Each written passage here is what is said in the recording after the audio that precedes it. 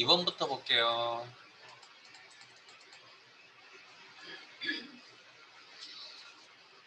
표 2에서 1차, 2차 점수 중 하나라도 80점 이상이면 합격, 그렇지 않으면 불합격을 결과에 표시하시오.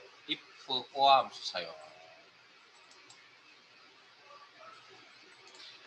if 함수가 무슨 함수라고요? 조건의 결과 true, false에 따라 특정 값을 표시하겠다. 맞아요.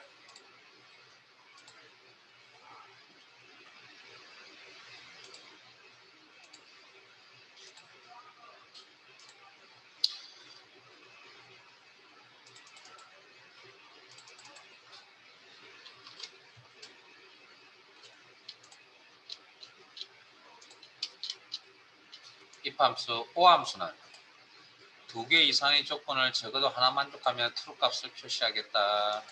여기까지는 한번 알아야 될 거고요. 자, 그러면 내용 파악을 해보시면 1차 80이라는 조건 찾는 연습하셔야 됩니다.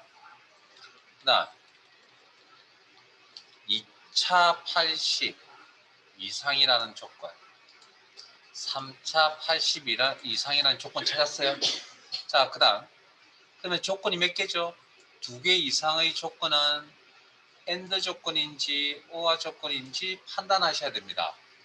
자, 1차와 2차 사이, 자, 2차 사이에 하나라도라는 표현 보이세요? 문제의 내용에 그 내용을 보고 아, 이건 OR 조건이구나 라고 판단하셔야 됩니다. OR 조건. 그 다음에 2차, 3차도 마찬가지. 전체에서 하나라도로 했으니까 전체가 OR 조건입니다. 이렇게. 그러면 이 OR 조건을 만족한다면 합격이라고 표시하고, 그렇지 않으면 불합격이라고 표시한다. 이게 이제 문제의 내용이죠. 자, 그러면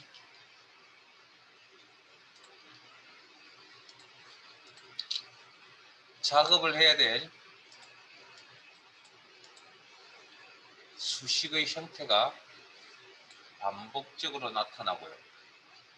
그리고 자동 채우기 아래쪽으로 한 번만 들어가면 되고 상대 절대만 고민하면 됩니다. 자, 그러면 일단 첫 번째 생각은 OR 조건이었죠. OR 함수로 처리합니다. 1차 값을 가져와서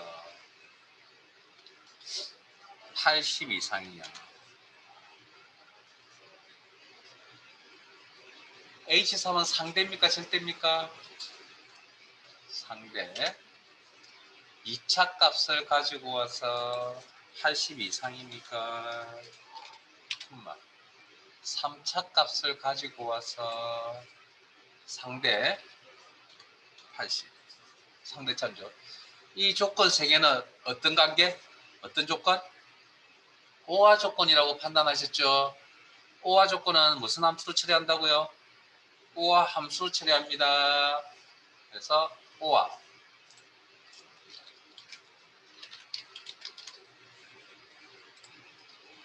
바로 답. 엔트.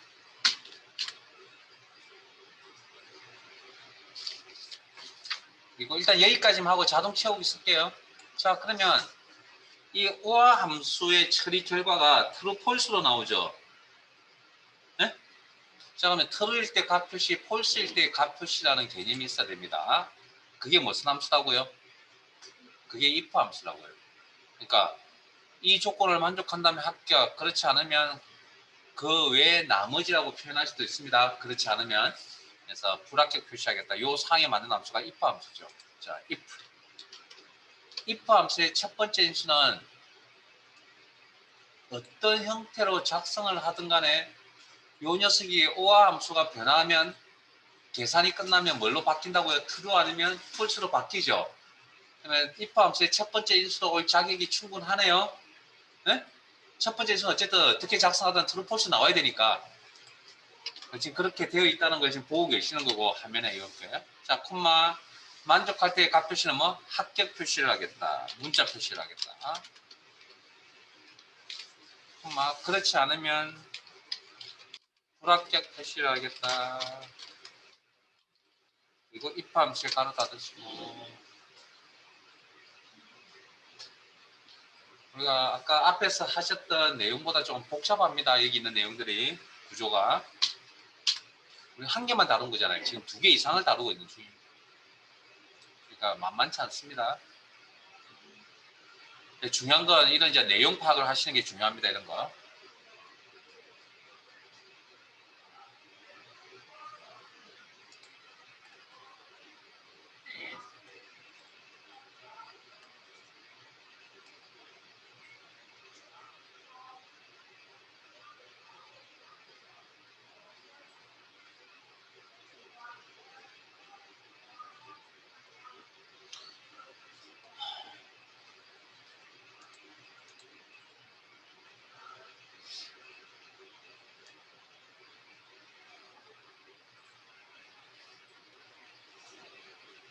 삼 번 갈게요.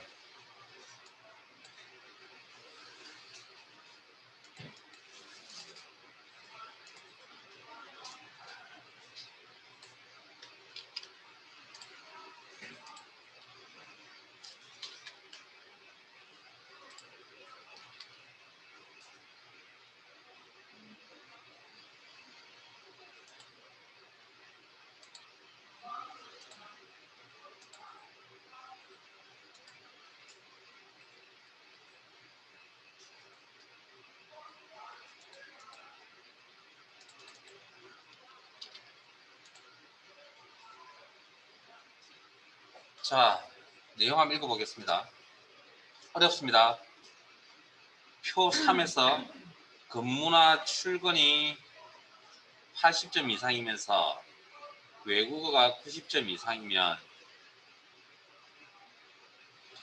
해외 근무, 그렇지 않으면 국내 근무로 표시하시오. if and or. 자, if 함수, or 함수 했고, and 함수는 두 개 이상의 조건을 모두 만족하면 true 값을 표시합니다. 라는 함수죠. 자, 그러면 자, 방금 읽었던 문제의 내용에 조건 보이세요? 네? 조건. 근무가 80 이상이라는 조건 한 개와 출근이 80 이상이라는 조건, 그 다음에 외국어가 90점 이상의 조건 보이세요? 자, 조건이 몇 개입니까? 3개입니다. 2개 이상의 조건은 어떻게 해야 된다고요? and 조건인지 or 조건인지 판단하셔야 되거든요. 자, 앞에 봅니다. 근무 80과 출근 80 사이에는 and 조건입니까? or 조건입니까?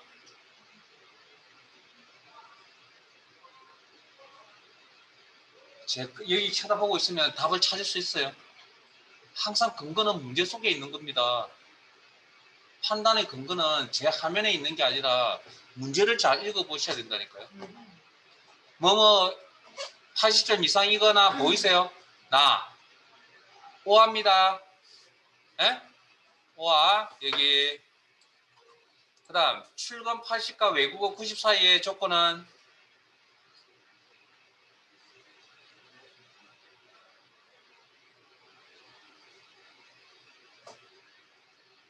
문제 내용에 뭐뭐이면서 보셨어요? and입니다. 예? 자, 그러면 전체가 and이거나 전체가 o일 때는 뭐 순서 고민 안 하셔도 됩니다. 그건 기본적으로 연산자는 왼쪽부터 오른쪽으로 흘러가기 때문에 뭐 수학에서 뭐 산수나 뭐 이런 데서 기본적으로 하는 내용들이죠. 자, 그런데 and or가 같이 이렇게 섞여져 있는 구조, 이런 걸 우리가 and or 결합 조건이라고 이야기를 합니다. and or 결합 조건. 그러면 이건 or를 먼저 해석할 수도 있고 and를 먼저 해석할 수도 있는 겁니다. 그럼 이걸 이제 어떻게 해석할 것이냐의 문제인데, 이건 국어 실력이 좀 있어야 되지 않을까. 문맥의 내용을 보고 판단을 하실 수 있는 힘이 좀 있어야 되고요. 그게 안 되시면 뭐 이런 형태를 보실 때마다 구조를 여러분들 고민을 좀 하셔야 될 것 같고요. 자, 일단 이렇게 해석할 수도 있고 이렇게 해석할 수도 있습니다. AND를 먼저, OR을 먼저 해석할 수도 있고 AND를 먼저 해석할 수 있다고요. 그래서 가로부터 먼저 해석을 하는 거니까. 그럼 어떻게 이제 가로를 칠 것이냐 문제입니다. 어느 쪽부터 먼저 연산할 것이냐 문제인데 그거 뭘 가지고 판단하냐면 문제 내용 가지고 판단합니다. 자, 문제 내용을 쭉 다시 한번 읽어보시면 근무나 출근이 80점 이상이거나 외국어가 90점 이상 이렇게 표현했잖아요. 그러면 어디부터 먼저 처리해야 될까요? 이 문장은 오화부터 먼저 처리해야 될 문제입니다. 그렇게 느껴지세요? 그렇게 느껴지면 좋은데 그게 느껴지지 않으면 어쩔 수 없이 애워주시는 밖에 없습니다. 애워서 뭐 그렇게 맞춰가시는 수밖에. 문맥을 잘 보시면 사실 나옵니다. 그래서 문제 내용을 해석을 이 내용은 이렇게 해석합니다. 그러니까 이게 무조건 틀렸다가 아니라 이 문제에서는 이 방식으로 해석하셔야 돼요.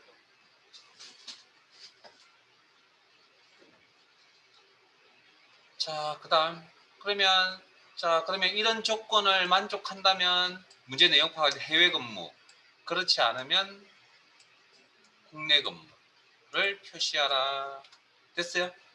내용 파악하셨죠? 문제에 그렇지 않으면이라고 나와요. 그렇지 않으면 나와 있죠. 이 표현은 그 외에 나머지라고 표현하실 수도 있는 겁니다. 자, 그러면 제일 먼저 조건을 근무라는 조건을 가져오고 B1호 상대 80, 출근 C1호 상대 80 이상 조건, 외국어. 자, 제 화면 봅니다. 외국어 값이 있는 이 셀을 선택해야 되는데 셀을 선택할 때 포인트는 흰색 십자가 이 포인트여야 합니다. I자 모양이 아닙니다. 그래서 임의의 셀을 흰색 십자가 포인트 상태에 임의의 셀을 선택하시고 방향키로 이동, 원하는 주소가 나타날 때 스톱. D1호 상대 90점 이상. 자, 그 다음 어느 쪽부터 처리한다고요? 요 두 개부터 처리한다 그랬죠. 오화 조건이었으니까 무슨 함수로? 오화 함수로 처리합니다. 그러면 오화 가로 열고 이 두 개의 조건에 대해서 오화 처리하라. 자, 그 다음 큰 오화 조건 한 개와 작은 조건 사이에 AND죠. 큰 오화 조건과 작은 조건 사이에 AND 조건 함수식으로 처리한다면 AND 함수로 처리한다.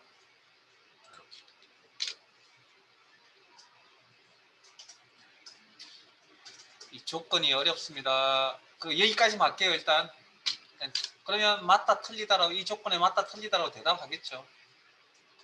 실제 이런 걸 이제 해내실 줄 아셔야 될 부분이고, 그래서 true일 때 이 전체 조건을 만족한다면 해외 근무, 그렇지 않으면 국내 근무, 이 사항에 맞는 함수가 if 함수라고요. if 함수. 그래서 if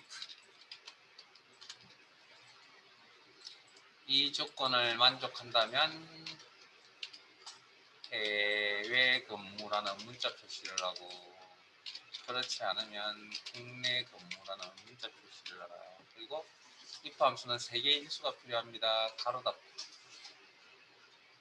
그리고 end.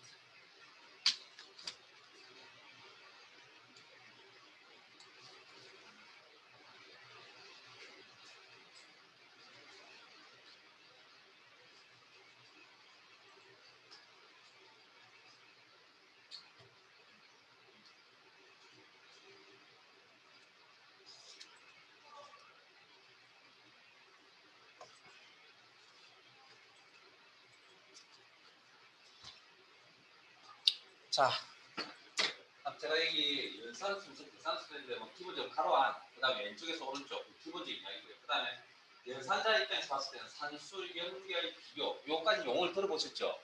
근데 방금처럼 AND 조건, OR 조건 이런 것들은 이제 특수 연산자라고 이런 개념을 씁니다. 제가 그 외에 어쨌든 요 조건 처리하는 걸 어떻게 처리할 것이냐는 건 문제 내용을 보고 판단하시는데 이게 쉽지는 않을 거라는 얘기입니다.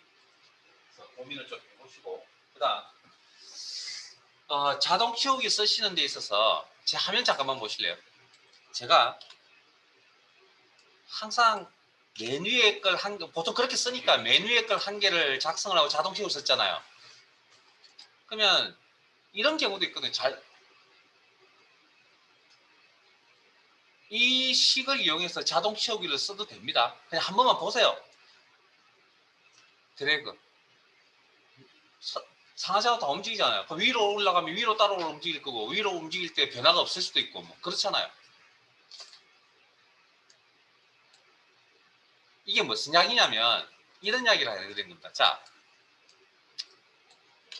자동 채우기를 사용하시다가 실수로 전체를 다 여기까지 해야 되는데 요만큼만 할 수도 있잖아요. 실수로. 그때 여기를 선택하고 드래그를 하셔도 되고요. 여기를 선택해서 드래그 하셔도 된다는 이야기를 해드리고 싶은 겁니다. 제가. 어차피 똑같은 게 형태니까. 자,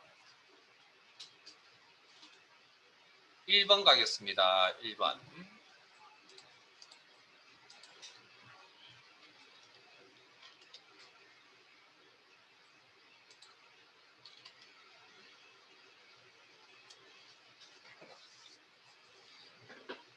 표 1의 총 휴가 일수에서 사용 일수를 뺀 일수가 8일 이상이면 휴가 독촉, 8일 미만 4일 이상이면 휴가 권장, 4일 미만이면 공백 비교 표시하시오.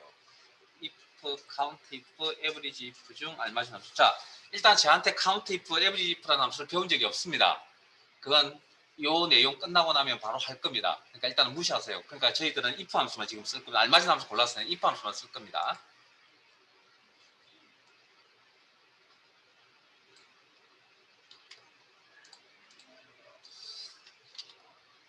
혼자 하라고 뭐 욕심은 말씀드리고 싶으나 실제 혼자 할 수 있는 상황이 아니기 때문에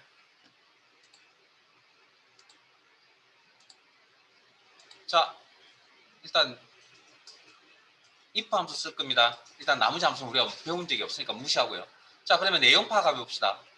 총 휴가 일수가 사용 일수의 8 이상이면 즉 8일 이상이라는 이야기죠. 휴가 독촉이라 표시하고 8 미만 4 이상이면 휴가 권장. 그 다음에 4 미만이면 4일 미만이면 그러면 이건 반대로 적어야겠다. 4 미만. 자 그러면 세 가지 경우가 발생을 하니까 4 미만은 다르게 표현하면 그 외에 나머지 그렇지 않으면 이렇게 표현할 수 있겠네요. 네? 이때는 공백 표시, 공백 문자 표시한다는 이야기입니다. 자 그러면 총 휴가 일수자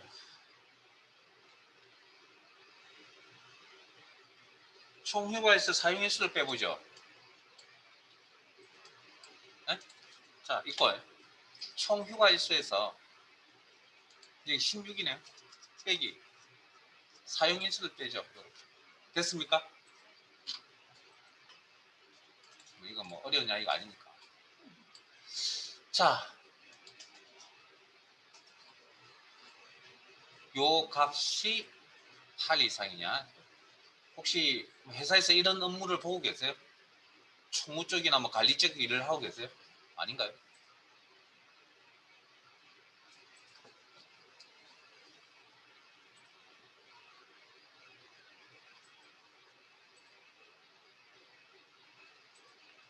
1년에 사용해야 될 휴가 일수가 있죠.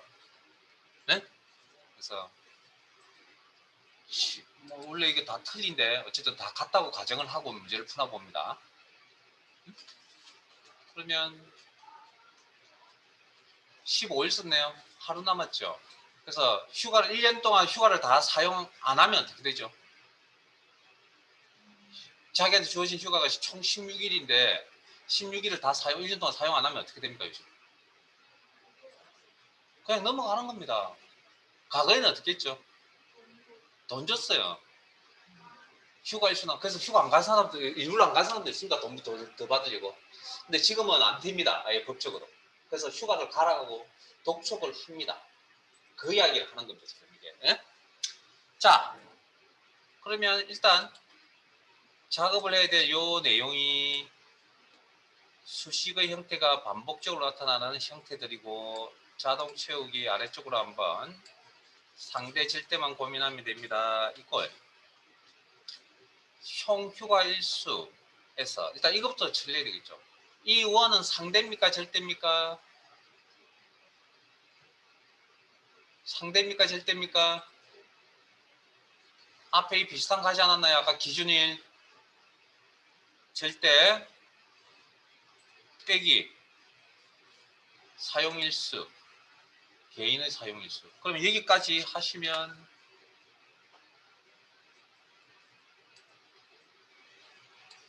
이 의미는 뭐가 되는 거죠?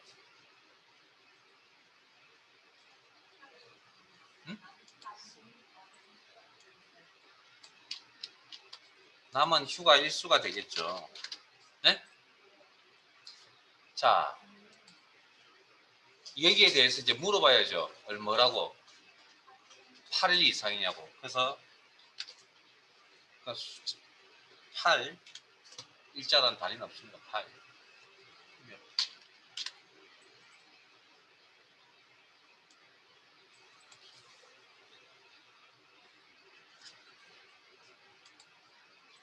자, if 함수의 기본적인 내용은 이겁니다. 조건을 만족하면 값 표시를 하겠다는 게 if 함수의 기본적인 형태거든요. 그래서 그냥 따라오세요. 이 조건을 만족한다면 특정 값을 표시하겠다. 그러면 떠오르는 함수가 if. 이 조건을 만족한다면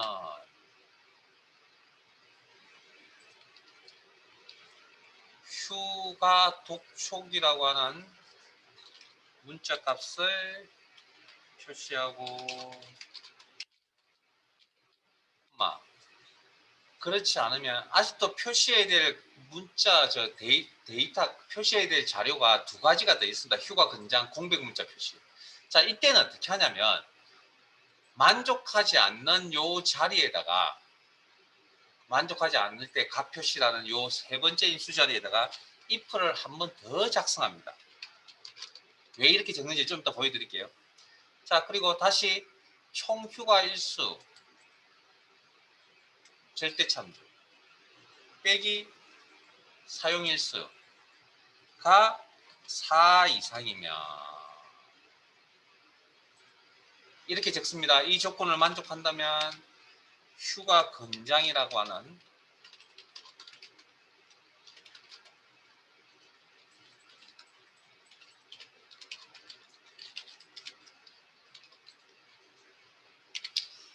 그 다음 if 함수 하나를 쓰면 한 개를 작성을 하면 값을 두 가지 표현할 수 있거든요. 두 가지. 그러면 총 세 가지 중에 지금 두 가지가 처리되었잖아요. 그 외에 나머지라는 부분은 따로 표현하지 않습니다. 즉 4 미만 부분은 따로 표기하지 않습니다. 왜냐하면 두 개 처리했으니까 남아있는 게 그냥 자동적으로 그 외에 나머지가 될 거니까. 공백 문자를 표시하겠다. 이중 따옴표 안에 스페이스. 자, 그 다음 커스 기준 가장 가까이 있는 함수 요 if 함수입니다. 첫 번째 인수, 두 번째 인수, 세 번째 인수. if 함수는 인수가 3개 필요하죠. 가로 닫고.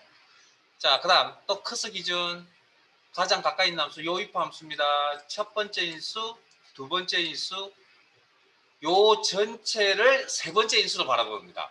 그러면 형식을 다 갖췄거든요. 가로 닫고 엔터. 그리고 자동 채우기.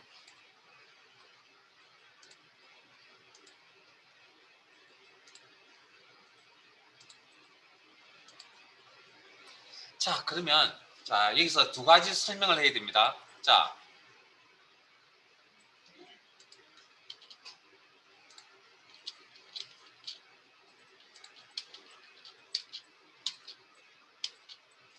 자, 제 화면 봅니다. 방금 작성하신 이 식 계산, 자, 엔터 치면 이 녀석이 계산할 겁니다. 그러면 어디부터 계산한다고요?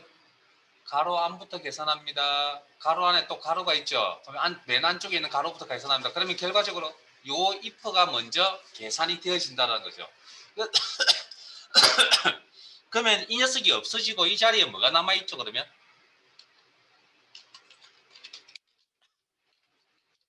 휴가 근장값 아니면 공백 문자값이 남아있을 거라고요. 그러니까 값이 한 개가 아니고 두 개가 남아있다 보니까 이 자리에 무슨 함수 쓴 겁니까? if 함수 쓴 겁니다. 그렇지 않고서는 값 두 개를 표현할 수 있는 방법이 없으니까. 맞아요? 이해되세요? 아니 원래 한 개의 값만 있어야 되잖아요. 근데 여기는 값이 휴가 근장 아니면 뭡니까? 공백 문자가 나와야 되니까 if 함수로서 그 일을 처리할 수밖에 없으니까 이 자리에 if가 온 거라고요. 자, 그 다음 어쨌든 두 개 중에 한 개가 올 거란 이야기입니다. 어떤 값이 되든. 그러면 이 if 입장에서는 이 조건에 따라 여기 가면 되죠. 그럼 구조적으로 이건 이제 왜 이런 게 나왔는지 말씀드린 겁니다. 그러면 이건 제가 어떤 이야기를 해드릴 수 있냐면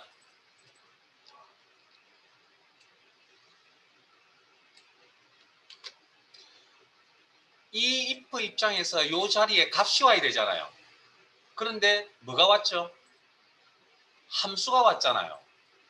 이런 꼴을 뭘 한다고요? 중첩함수라고 이야기한다고요.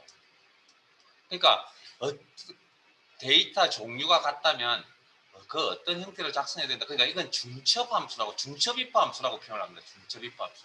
그러니까 if가 여러 번 중첩돼. 그래서 세 개를 표시하기 위해서 if를 두 번 썼다면 자 확장을 시켜보면 네 개의 값을 표시하기 위해서 if를 몇 번 써야 된다고요? 세 번 써야 됩니다.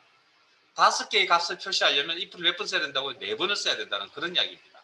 자, 그 다음 그래서 이런 구조가 나온 것에 대한 지금 설명을 해드린 거고 자, 그 다음 요겁니다. 요 부분.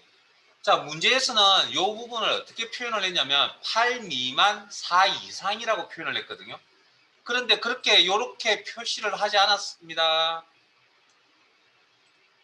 이 내용을 수식으로 작성을 하면 이렇게 작성하지 않습니다. 엑셀은. 요렇게 작성합니다. 이 표현은 틀린 겁니다. 그래서 어떻게 해석하냐면 이렇게 작성을 하고 이전 단계 다음부터 그러면 이 녀석의 이전 단계는 여기거든요. 8 이상 다음은 어디죠? 8 이상 다음 8 미만입니다. 에? 8 이상의 다음은 8 미만이라고요.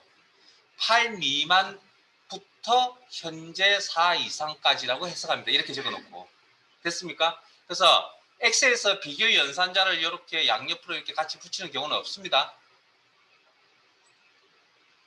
거기까지. 그러면 그다음 이건 이제 이 녀석은 이제 어떻게 해석합니까? 방금 해석하는 방법 가르쳤잖아요. 이전 단계 다음부터 이전 단계 있어요, 없어요? 없죠. 현재까지 8 이상까지 그렇게 해석하는 겁니다. 자, 그러면 이 내용도 여기까지 하고요. 조금 어려운 건 다음 시간에 합시다.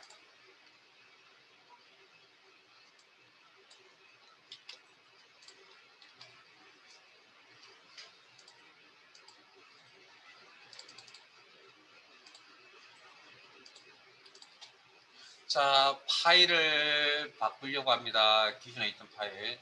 자, 이것도 지난 시간에 설명을 드린 것 같은데 현재 열려있는 엑셀 파일을 확인하려면 작업 표시줄에서 확인합니다. 그래서 파일을 이렇게 변경합니다. 이 방법 말고 또 방법 하나 가르쳐 드린 거 기억나세요? 엑셀 프로그램상에서 파일을 바꿀 수도 있어야 된다 그랬죠? 보기 탭에 창그룹에 창전환 그래서 여기서 내가 원하는 파일로 이렇게 클릭해서 자 지금 어떤 파일로 어느 쪽으로 엑셀 프로그램 상에 있는 창 전환을 이용하시든 지금처럼 작업 표시줄 이용하시든 편하실 때 하세요. 일단은 두 가지가 있다는 거 알아두시고 자 크마 리그업 엑셀 기능으로 옮겨가겠습니다. 크마 리그업 엑셀 기능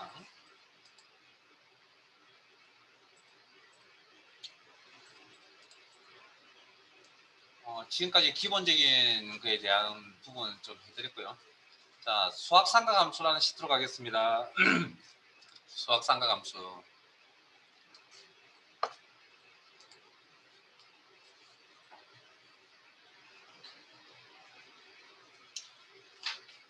기본 함수 공부할 겁니다.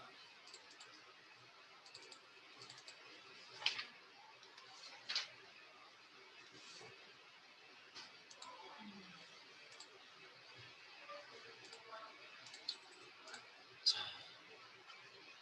엑셀의 합계는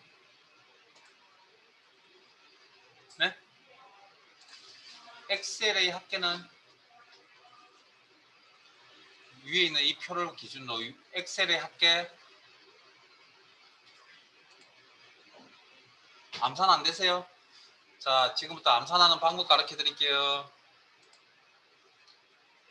엑셀 프로그램, 자, 암산하는 방법 가르쳐 드릴게요. 시트상에 있는 셀을 2개 이상 선택합니다. 2개 이상. 그러면 아마 지난주 첫날 여기를 상태 표시줄이라고 했습니다. 상태 표시줄.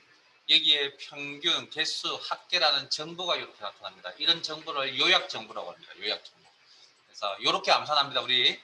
네? 그래서 365 이렇게 암산합니다. 엑셀에서 암산하는 방법 가르쳐 드렸습니다. 자, 우리 지난주 첫 시간에 합계 구하는 함수 가르쳐 드렸죠. sum. 바로 작성 한번 해봅시다. equal sum. 가로 열고 넘버 숫자가 있다. 그래서 뭐 지난 시간에 제가 인수 설명드린다고 직접 입력하는 방법도 있고 셀 주소를 클릭하는 방법도 있고 인접해 있으면 범위를 들어가는 방식도 있고 기타 등등의 내용들이 있다고 설명드렸는데 보통 거의 많이 쓰는 방법은 그냥 인접해 있는 데이터 범위 들어있고 가로 닫고 엔터.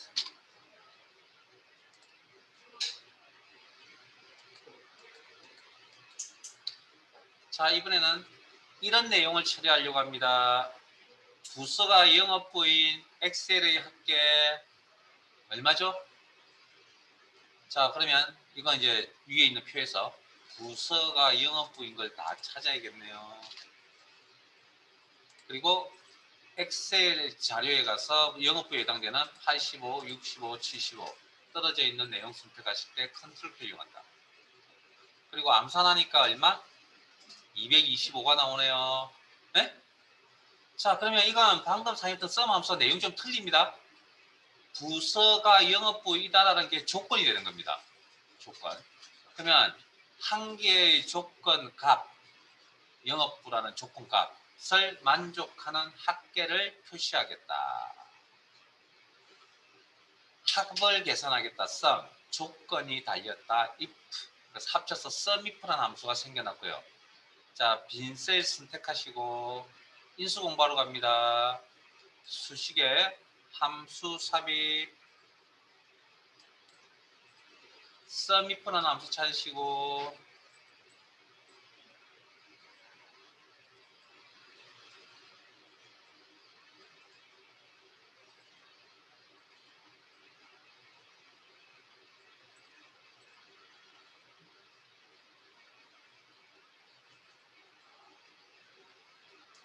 sumif 확인.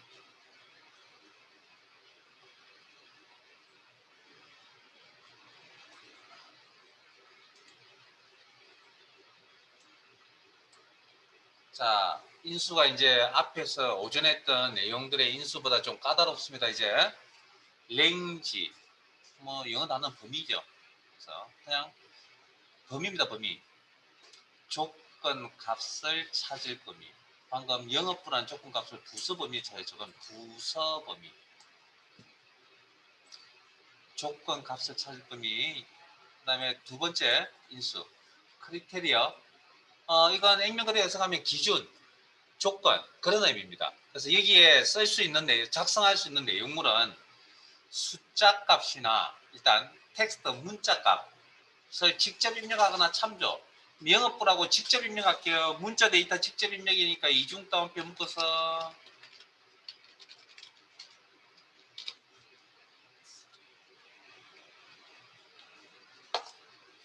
세 번째 인수 합을 구할 범위, 엑셀 범위, 합계 구할 범위, 엑셀 범위. 그러면 결과값이 225. 자기가 알아서 계산해 줍니다. 225. 그리고 확인.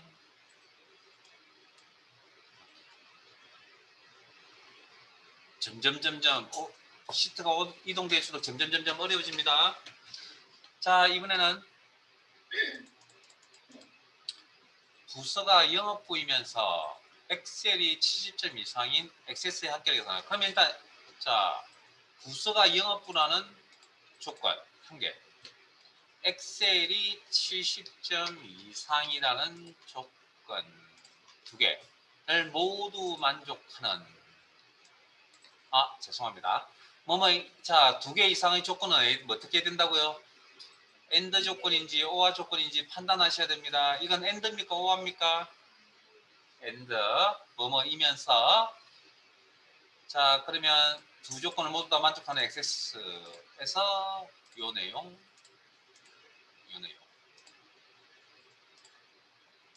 두 개 다 합치면 얼마죠? 140. 자 140이라는 계산을 해줄 수 있는 함수를 찾아야 됩니다. 두 개 이상의 조건값을 모두 만족하는 합계를 표시하겠다. 자, 합을 계산하는 건 sum, 조건이 달리면 if, 조건이 몇 개 이상? 두 개 이상. 영문법에서 복수는 뭘 붙이죠? s 붙입니다. sum if s. 자, 그러면 자 인수 공부하러 갈게요. 빈 셀 선택하시고 수식에 함수 삽입. sum if s라는 함수 찾으시고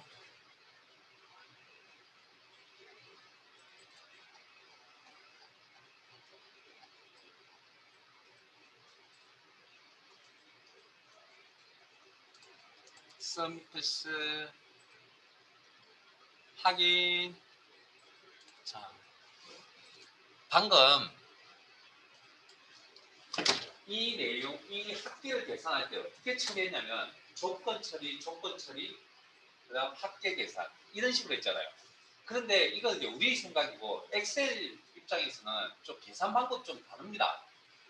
자, 아까 sumif라는 함수를 하실 때 sumrange라는 인수가 세 번째 있었는데 지금 sumifs라는 함수로 바뀌면서 이 합계 구할 범위가 맨 먼저 나와 있다는 겁니다. 이거 아마 이 함수에 익숙해질 때까지 좀 많이 자주 틀리는 부분입니다. 왜냐하면 우리의 생각과 계산 방법이 좀 다르기 때문에. 그래서 합계 구할 범위, 액세스 범위 드래그 해줍니다. 그러니까 계산하는 방법이 우리가 좀 다릅니다. 그 다음 인수 첫 번째 조건 값을 찾을 범위.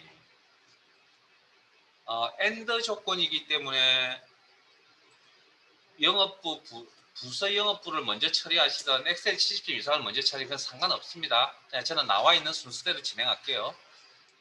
부서 영업부 부서 범위 선택하시고 자, 첫 번째 조건 값 영업부 직접 입력하겠습니다. 참조하지 않고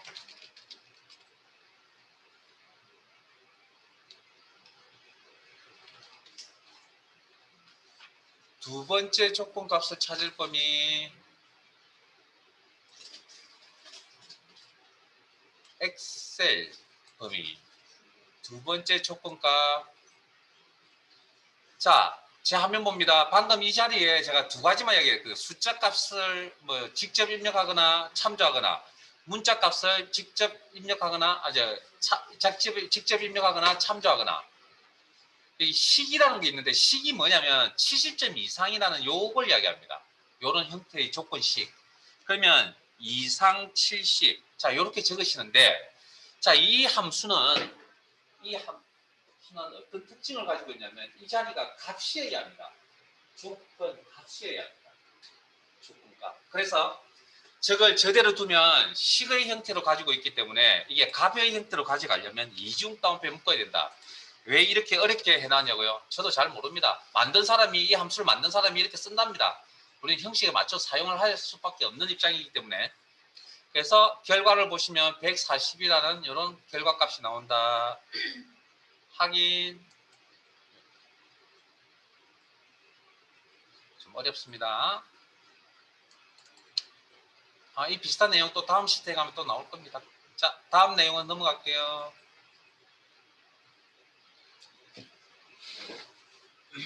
100을 30으로 나누면 몫이 얼마? 3일 거고 충분히 암산되겠죠. 나머지가 10이 되겠죠. 그럼 우리가 이렇게 나온 숫자의 3이라는 이 숫자는 몫의 의미를 가진다고 이야기할 거고 10은 나머지의 의미를 가진다면 30은 뭐라고 표현하죠? 앞에 100은 뭐라고 표현하죠? 혹시 제수, 비제수란 용어 들어보신 적 있어요? 네? 제수, 비제수란 용어 들어보신 적 없어요? 그러면 혹시 나누는 수, 나눔을 당하는 수는 들어보셨어요?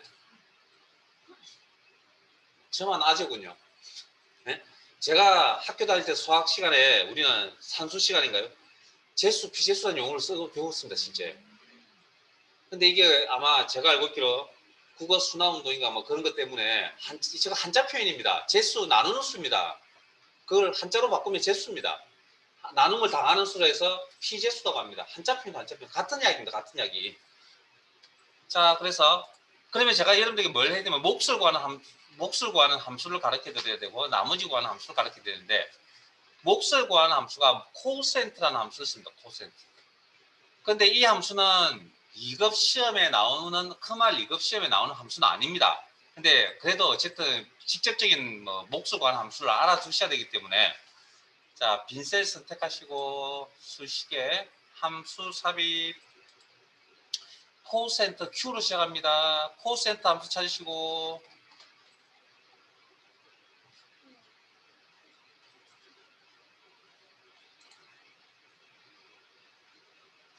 확인. 자, 뉴머레이터 피제수 100, 디노미네이트 제수 30. 그러면 몫이 3이 나온다. 확인. 자, 나머지를 계산해준 함수 MOD라는 함수를 씁니다. MOD. 빈셀 선택하시고 수식에 함수 삽입 MOD.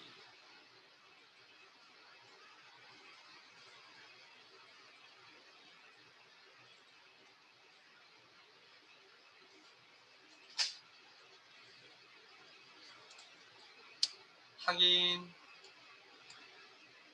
넘버. 나머지를 구하려고 하는 수. 나눔을 당하는 수. 피제수 100. 디비저. 나누는 수. 제수 30. 그러면 나머지가 10이 나온다.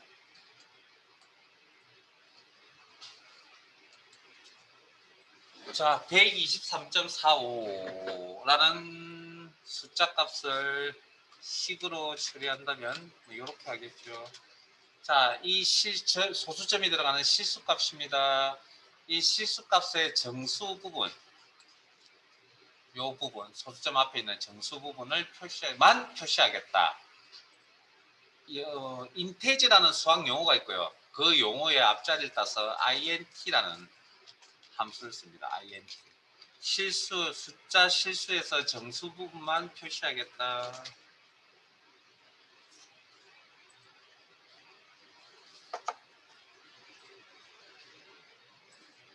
엔터.